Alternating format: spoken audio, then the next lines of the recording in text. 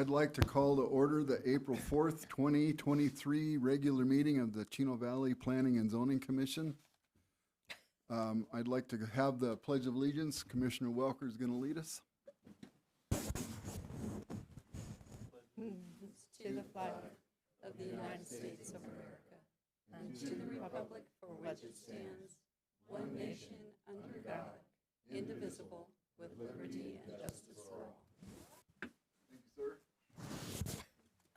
These chairs are just too wide. Yep, they are too wide. Well, I jumped past the quorum thing. It looks like we have a full board tonight, so we won't call for a roll call. How's that? Okay, so we're going to come to item C, which is the consent calendar, which is the approval of the minutes. And has everybody had a chance to take a look at it? Anybody have any issue with the consent calendar just being one item and be done with it? I make a motion, accept the consent calendar. We have a motion. Second. We have 2 seconds. Any discussion? All in favor? Aye. Anybody opposed? Motion carried unanimously. Okay, so we're going to move to item D1, which is a conditional use permit 2023-01. This is a request by Travis and Lisa Bates for approval of a conditional use permit for a single-family residence on a commercially zoned parcel 1,650 feet west of State Route 89 on the north side of Road 5.5 North, Chino Valley. Nathan. Thank you, Chair and Commissioners. Bethan Hang, Associate Planner. Tonight, the item before you is a request for a conditional use permit for the Bates conditional use permit. The representative is in attendance tonight. Now, the roughly 14 acres subject property is located north of West Road 5.5 North. The subject property is currently vacant. So currently, the subject property is zoned commercial light with commercial light zoning to the north and single-family residential 2-acre minimum to the west and the east, and multiple family residential and mobile home park to the south, which is the Del Rio Springs PAD. Now, the applicant is requesting a conditional use permit for the land use of single-family residential, for a single-family residence. And in the town's UDO, a single-family residence is listed as a conditional use. Now, general plan designates this property as commercial multifamily residential. The property is currently zoned commercial light, and so the underlying zoning district is remaining the same and it's not changing. So a neighborhood meeting was held on March 2nd, 2023, and no community members were in attendance. To date, staff has also not received any public comment. And with that, staff recommends that the Planning and Zoning Commission forward to the Town Council a recommendation of approval. Okay. And here are the conditions of approval. Do we have questions for staff while staff is up at the podium? Nope. We'll call you back, I'm sure. Okay. Also, I forgot to ask anybody on the commission, have they had any conversation with anybody in this item? Okay, thank you. Okay, would the applicant like to come up and speak?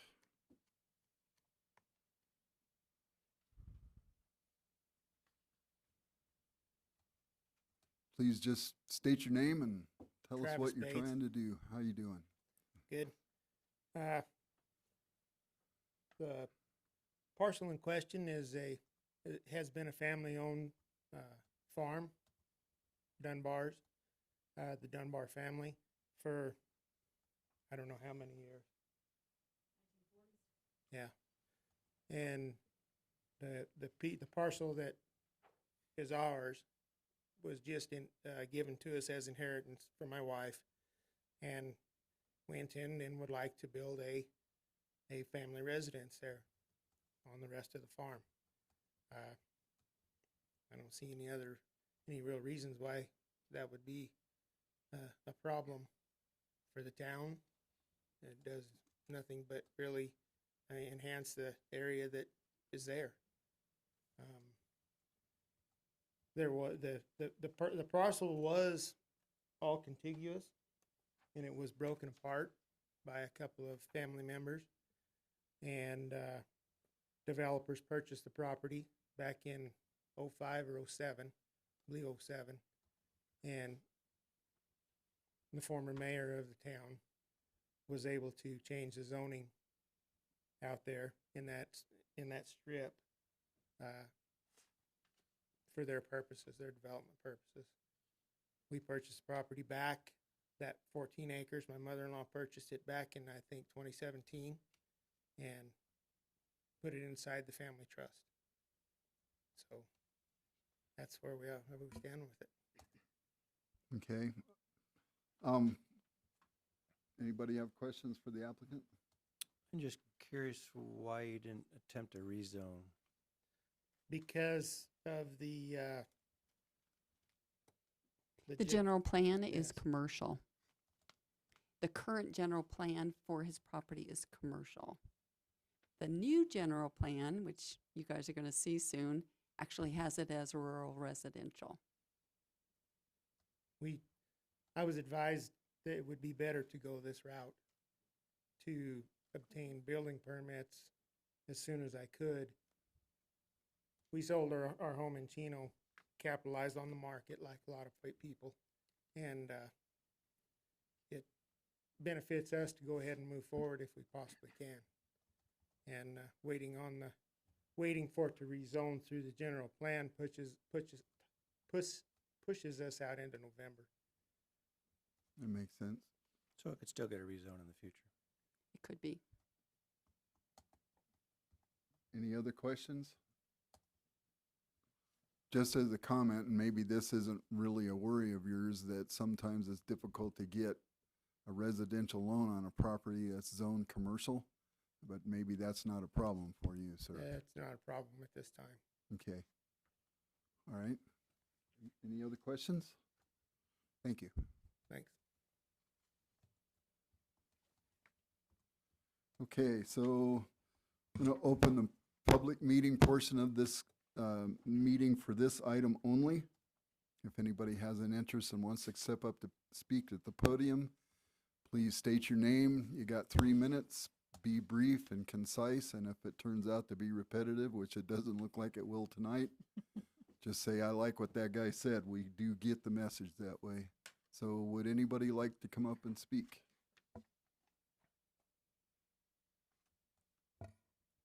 Okay, so we're going to close the public portion of the meeting.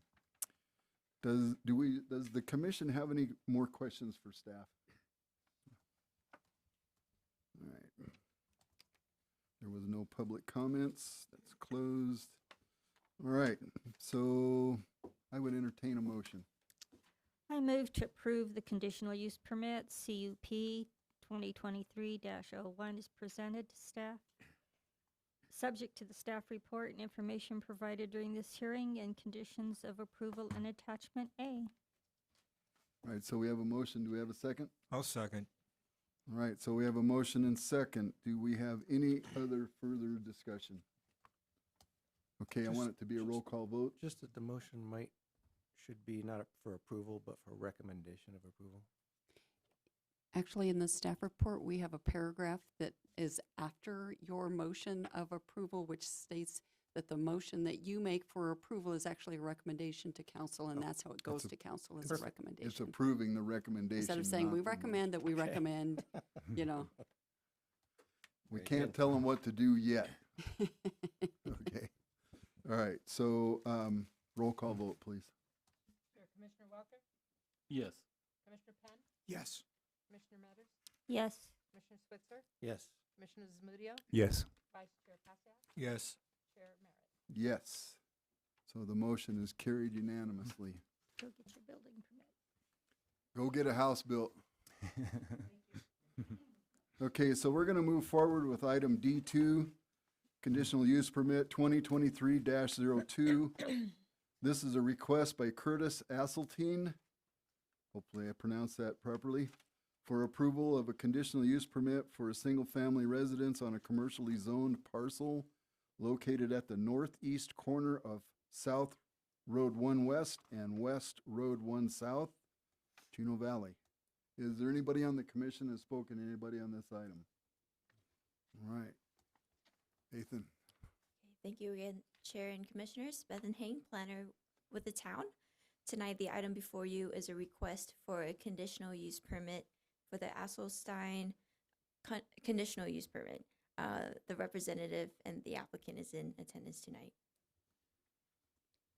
So now the roughly 0.8 acre property is located at the northeast corner of West Road 1 South and South Road 1 West. So Chino Valley Storage is to the north of the site, and Whispering Winds apartment and the Serenity Court commercial suites are located to the east. The subject property is currently vacant. Now currently, the subject property is zoned commercial light with commercial light zoning to the north and east, and single-family residential 1 acre minimum to the west, and single-family residential 2 acre minimum to the south. Now, the applicant is requesting a conditional use permit for the land use of a single-family residence, and in the town's UDO, a single-family residence is listed as a conditional use. Now, the general plan designates this property as medium-density residential, 2 acres or less. The staff caught an error in the staff report. So the staff report says that the general plan designates the subject property as commercial multifamily residential. That is incorrect. It is medium density residential, 2 acres or less. So I apologize for that error. The property is currently zoned as commercial light, so the underlying zoning district is remaining the same and it's not changing. Now, a neighborhood meeting was held on March 2nd, 2023. There were no community members in attendance. And to date, staff has received no public comment. And with that, staff recommends that the Planning and Zoning Commission forward to the Town Council a recommendation of approval. Here are the conditions of approval.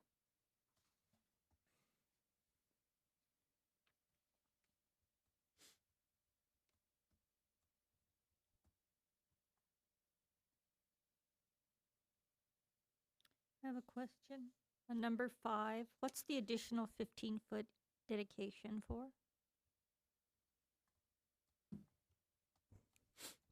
I believe I can answer that. Basically, what all the right-of-way dedications are, is so we get, the town would, the end result would be the town would have 40 feet half-width right-of-way on either side of the property, because our standard for those roads in that area are 80-foot total right-of-way. Okay. And you can't take some off of the other side? Generally, we ask for 40 feet from either side of the center line. Okay. Any other questions for staff? Thank you. Okay, is the applicant present? Please state your name and tell us what you got. So my name is Tristan Asselstein. I am not the applicant, but I'm the applicant's representative, Curtis Asselstein, who is my father. Our intent with this property is to create a home for my family. My father's the main applicant as he is managing our project of building a home on this property. My wife Adelaide and my daughter Emmeline are fairly new to the area within 2 years, and we are not property owners. We are currently living with my parents, and we would like to become citizens of this community fully. By owning property and being able to contribute to this community more fully in improving it and adding a single family residence to this area. I've spoken with several of the neighbors in that area just to make myself known and let them know who their potential neighbor might become. And they were all very agreeable to it. And I can see the beautiful start of many good relationships with our neighbors in that area. And I am aware of the easement that is to be taken should the CUP be granted, and we are accepting this. We really would like to have a home for our family, and this is one of the best routes we have found for it. All right. Any questions? Thank you, sir. Thank you. Okay, so I'm going to open the public portion of the meeting for this item only. Same rules as the last time, 3 minutes, be polite, don't be repetitive, etc. Would anybody like to come up and speak?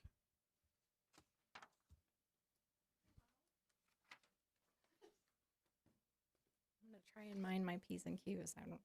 Now you have to speak and tell us who you are and what part of the town government you belong to. I am Rachel Furno, and I am an alternate planning and zoning commissioner. I just have a couple of questions, and I'm hoping maybe Frank can clarify. I was reading in the notes that he submitted that the town sewer main is 250 feet north of the property line, and I'm obviously not as well versed in the UDO as you are. I know for subdivisions under an acre, we require the tie-in. Is that not the same for single-family residents? I think she's asking you, can the town force him to bring the sewer up to his Right. property? Just making sure I was okay to answer Yes, sir. in this period. Okay. Yeah, it's different for single lot development. It's the 300-foot rule for subdivisions is not applicable here. It's a single lot outside of a subdivision, so that distance is 0 feet. Okay, so and then is it subdivisions of 20 lots or more? Or like what is the lot size for a subdivision requirement? For subdivisions less than an acre, they connect no matter what. For subdivisions an acre or larger, it's 300 feet. But the Yeah, that would be clear. subdivision is how many lots? Like to be a As subdivision? as small as 2, depending on the circumstances. There's several criteria for establishing a subdivision. Okay. Generally, in a municipality, it's 4 or more is a subdivision, unless they create a new street. If they create a new street, it can be as little as 2 lots. Okay. I just, with it being known that this property is in a main floodplain, it seems kind of strange to me to put a septic tank on there, especially, you know, I mean, with the latest rains that we've had, I mean, a lot of people's septics have been having issues. So that's definitely a concern of mine on that property. It's, I would say 2/3 in the floodplain. And with city sewer being so close, and then knowing that water is right at the property line, I think for a sustainable family home, if it was me, I would be advising them to, you know, look into more infrastructure to sustain their property that wouldn't be in jeopardy by the floodplain. And 250 feet, I mean, that's pretty close compared to some projects we've seen. So those are just a couple of questions that I have. Thank you. Can, Mr. Chair, can I ask for clarification of water being at the property? Yes. Municipal water? City of Prescott. It's Prescott. Oh, City of Prescott water. Okay, sorry. Town water is pretty far away, but City of Prescott may have some lines there. Thank you for that. So I have a question for Mr. Marbury. What's the lineal foot cost of bringing a main up a street? Right now, our municipal projects are averaging $300 a foot. Okay, so help me do some math. How much would that be? 250 times 300. $75,000 to bring a city main up to the property. It seems like an egregious expense for somebody to build one house. Another comment that I would like to make is there is room on the property. Yeah. There was something brought up about the sheet flow. This isn't a FEMA floodplain. This is a sheet flow in Chino Valley. And there's seems to be quite a bit of development around that that's in the same floodplain without any issue. And there is a spot on the property that is not in the floodplain, which easily could accommodate a septic system for a single-family residence. So I'm not sure that's a major concern. Mr. Chair, can I clarify the floodplain a little bit? Yes, sir. This exhibit you're seeing is based on the Chino Valley Area Drainage Master Study that we did. That's a high-level planning document. So it indicates that there might be a problem there. And what we recommend in cases like this where it shows it might be is to have a licensed engineer perform a drainage analysis of that individual lot using more accurate data than that planning document uses. So these limits of this floodplain area may change depending on the level of detail of the information. So that's why we were asked for the grading and drainage plan. So he conceivably could have the house in the same location and not be located in the floodplain with more tighter data. So the data that's available is not intended to be used for more than just a quick glance at where the floodplain may be. Correct. It's a planning document only, not for engineering purposes. Okay. Well, for individual lots, I always use the 30,000 foot level, and when we get to an individual lot, then they hire an engineer to get down in the weeds. Which he would be able to set up the location of the septic system and all of that I would based on his I think data. the county will also be involved in interested in that before they approve a septic, so. Correct. The county is delegated by ADQ to approve all the septic systems, and they look at that information as well. And one more clarification, if I could. The town, in cases like this where we're asking for additional dedication to right-of-way, if it brings a lot below the 1 acre limit, we ask, our general administrative policy is to consider the easement or the right-of-way dedication as part of the area considered for those septic tanks, so that if it's zoned for 1 acre, it's still treated like 1 acre. So they get to use it, they just. Yeah, to make Septic. up for taking away the property when it's close to 1 acre. And that is, if you look at the numbers on the exhibit, that's the case here. Okay. All right. Does the commission have any questions for town staff on this item? All right. I'm going to close the public portion of the meeting. So if we have no further questions, I would entertain a motion. Mr. Chair, I move to approve conditional use permit CUP 2023-02 as presented, subject to the staff report and information provided during this hearing, and conditions of approval in attachment A. We have a motion. Do we have a second? Second. Have a motion and a second. Any further discussion? This will be a roll call vote, please. Commissioner Welker, Yes. Commissioner Penn, Yes. Commissioner Metters, Yes. Commissioner Switzer, Yes. Commissioner Zamudio, Yes. Vice Chair Pasiak, Yes. Chair Merritt. Yes. Motion is carried unanimously. All right, so we're going to move to item E. You, sir, can go build your home. We're going to move to item E. Yeah, subject to drainage. Item E, we're going to go to item F1. It says E, but the first number is F1. I can't explain that one, but and it's council action on prior P&Z cases. Bethan, do you remember what happened at the last council meeting? Will's usually here, but Will's on paternity leave. His son has arrived. So, Cool. Nice. So, do you remember the For case at the March. last, did we have a meeting? so I don't believe we did have a meeting. It's crazy when you have 3 people that do stuff and one of them goes away, how Much nobody knows. amazingly busy you are. And you're just like, I don't know, is it time to leave yet? I don't know. Winter's over, everybody's making plans. Yep. Yeah.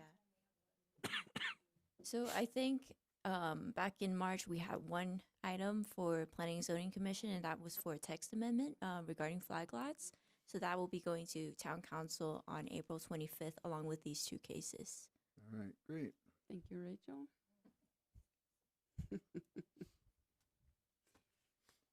All right, thank you. There was training materials. Yes, on the dais, each of you received an updated process timeline. You guys get the details so you know the minutia of what we do as staff every single day in our 65-day process. And the one that's in your current binders, I think we've run through most of those dates. So these are from March on, I think.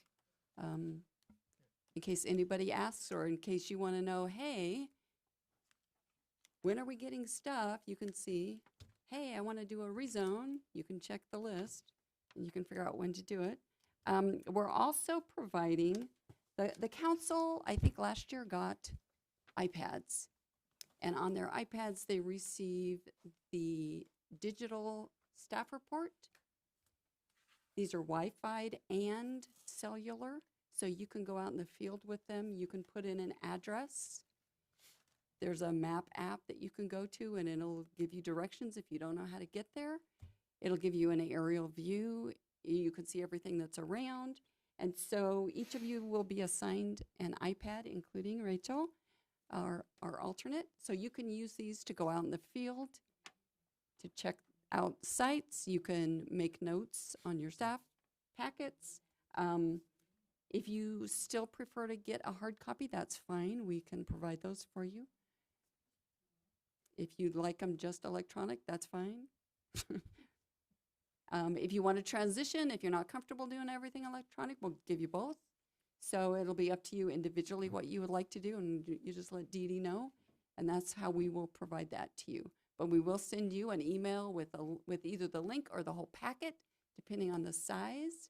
There's instructions in here how to access, how to get in, and you do have to sign that you have received a piece of technology from the town. Are past cases available on that too? They should be where, because you'd go to the website and you should be able to open up packets from prior planning commission meetings. Okay. Is UDO available on that too? UDO should be on there through Yeah, the through website. town website, yeah. You can also go in, find it, and you can take that link and put it on your Desktop. I got the first one about a week ago. I did figure out how to turn it on, so if I can do that, it can't It's a be beyond 2 success. minutes anymore. So, yeah, I think it's a great tool because a lot of this stuff, the paper is how I'm going to probably stick with it for a while, but it's nice to be able to go back. It's like an email. You can always go back and find it and look at it. So I think that'll be very Considering handy. I have a stack of old cases like this, and if I want an old map to, And we have email access through it too? I think you have to have an email address that you connect. I don't think we have a town email, but we should be finding out why not. We will pursue a town email site for you guys. One of the things that I'm going to do is I've been getting my emails on my business email, and I'm going to set up an email that's just for planning and zoning stuff, just to limit access. Also, if you have prior packets that you want to keep notes on, that you've written on, you could take pictures of them and save it in your picture app in here. And so you can pull them up. So you can get rid of all the paper that's sitting on your desk. All right. So That we'll it? be distributing that after the meeting. Happy communication land. Oh, Bethan has another item. So Rachel reminded me that we did have 2 cases that did go to town council, but not on the typical 4th Tuesday. So on March 14th, the second week of the month, we did have 2 planning and zoning commission cases that went to town council, and those were the old Highway 89 final plat and the conditional use permit for Fairwoods Commons and storage. Both were approved by town council. So if you look at the timeline that I gave you, you'll understand that we're in 3 packets at a time. And so I know it sounds stupid. How come we don't remember? Because that was like months ago that we did that stuff. So we have the stuff that's at council, we have the stuff that's currently with you guys, and then we have 2 other processes that are in place for future agendas. Well, that just shows you how valuable Will is, because he was the guy that handled it, I'm sure. That's his thing right there. All right.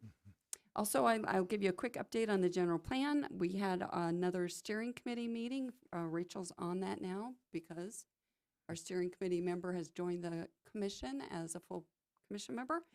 And we had our last meeting last week, Thursday night, from 5 to 8.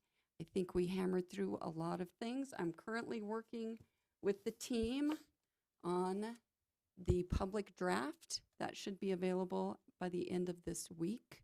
We have a 60-day review period. You will each also get this, and if you would prefer that in paper, I can provide that for you probably Monday. And it would probably be good for all of you to take it and be familiar with it, and will have the ability to comment just like every other citizen on the draft. And then when we get to the end of the 60-day period, they'll take all of the comments and conditions, they'll do a final edit, and then that'll be the draft that goes to Planning Commission and then Council, and ultimately in November to the voters.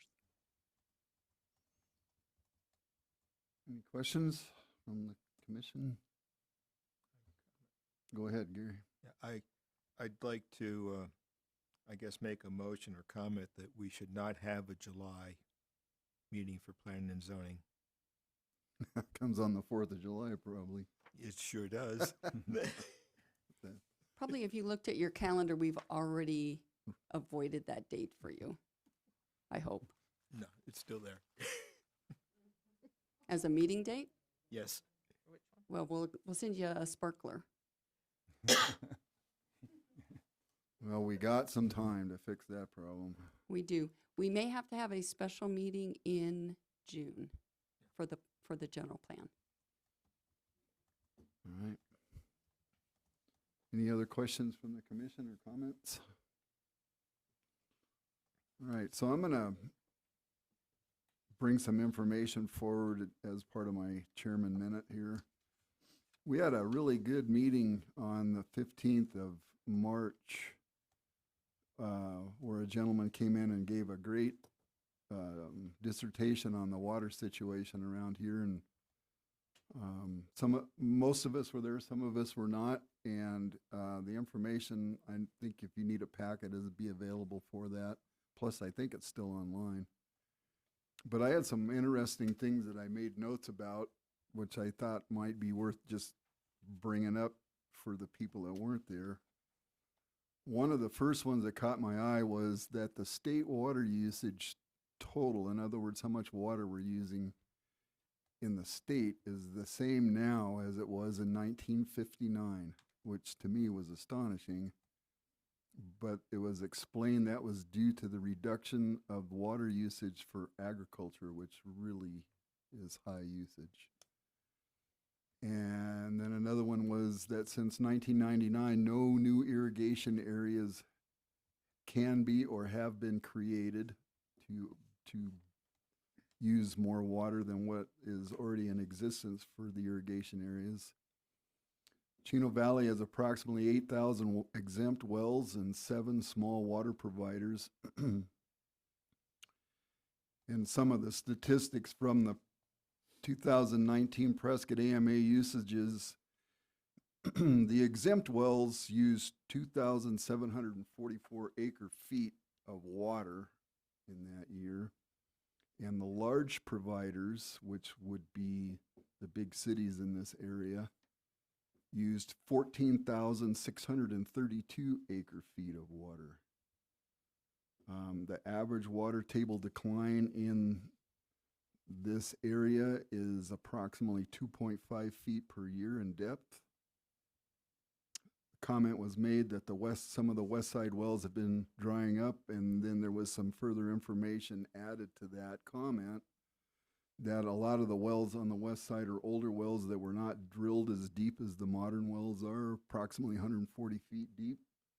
So they're suffering the effects that some of us may suffer later because our wells are deeper. Septic systems do not recharge the aquifer, nor are they designed to do so. The black water out of the leach that goes out into the leach field is not safe for the aquifer that contains our drinking water.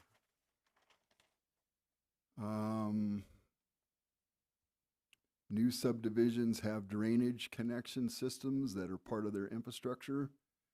And there were ways that were shown when talked about how to integrate these systems into a recharge system. They don't currently do that in most of them, but the ability is there. And because I'm doing a project out the Perkinsville Road, I watched that road get washed out, and I thought, boy, wouldn't that be a great place to capture water and stick it in the ground, because they had a significant amount of water run through there. So I thought that was something that we could keep on the radar for our town engineer. Is that Fletcher's property right there? I'm not sure. Part of it went into close to the Haystack subdivision. It was right by the batch plant and the gravel pit. It literally washed the road out for about 4 days. Went out and saw the pretty ducks floating around. Yep.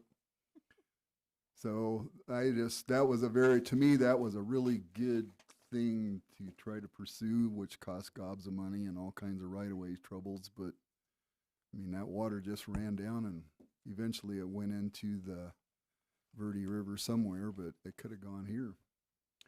And then there was one unanswered question, and this Commissioner Switzer was right on top of this, and that is, who is liable if the 100-year assured water supply that the state says is there proves to be inadequate? And we didn't really get a great answer on that, but that was a good question, I thought. So those are just some food for thought, and you can watch the meeting online. It was very informative. I was glad I was there. So with that, I'm going to close my portion of the meeting. We will be doing some other things in the future just for education purposes, and one of them is we're going to have some information about roads, costs, how much trouble it is, right-of-ways, all the questions we get asked here. Yeah, which will put them on the spot. So just in the future, that'll be coming up. Okay, so we're going to open up this portion of the meeting for the public, F4, which is the public's opportunity to speak about items that are not on tonight's agenda. So you feel free to come up. You have 3 minutes to state your piece, and if we can direct you somewhere to get your question answered, we'll be happy to do that. Right now, we can't answer them. So would anybody like to step up? All right, so we have no public comment, so that takes care of that, and we will move forward to the most favorite part. I make She a won't motion. even let me get the motion. Make a motion for adjournment. Second. All in favor? Aye. Meeting's adjourned. Thank you, everybody. Thank you, Don't town leave without staff. your iPad. Lori, did you do that? What? Did you do that? Do The what? iPad. Did you do that? Jerry, take Jennifer's. them home. Got, get them for you? Yeah. come on. Good, I can